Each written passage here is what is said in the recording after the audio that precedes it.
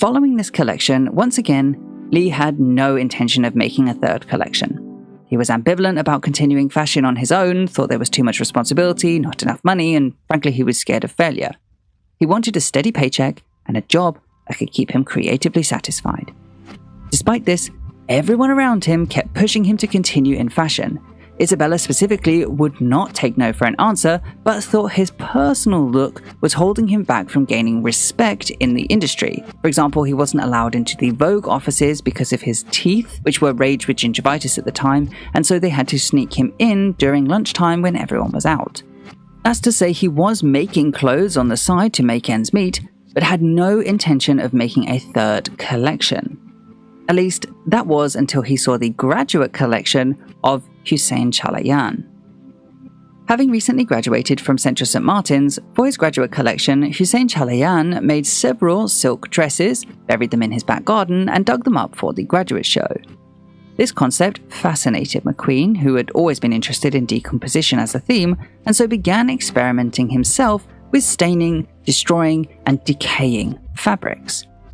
Eventually, McQueen saw it come together as a produced collection, and seeing how good it was, all of his friends urged him to stage a bona fide, full-on fashion show.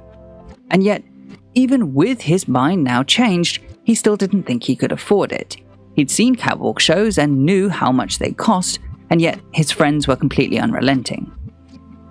Eventually, he figured he may as well try, he had nothing to lose, and so tasked his new friend, Satan Island, to convince people to give them things for free to allow them to do it on the smallest possible budget.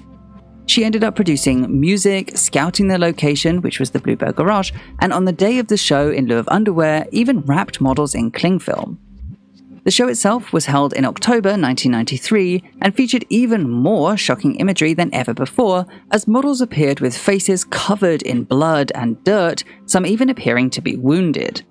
This was likely an extension of the shock factor he knew that he needed, and was also an extension of the narrative medium of storytelling, which would become a third major theme for identifying a McQueen show.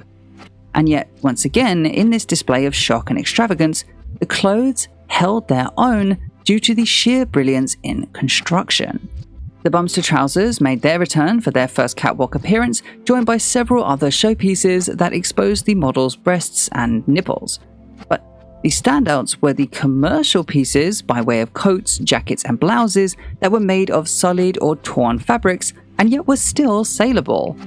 In fact, though these garments were very highly desired and bestsellers, he had many commercial ideas, including his first simplified logo, here used on a t-shirt, of an uppercase Q encasing a lowercase c, which obviously had potential to be transferred onto cash cow or licensed products in the future.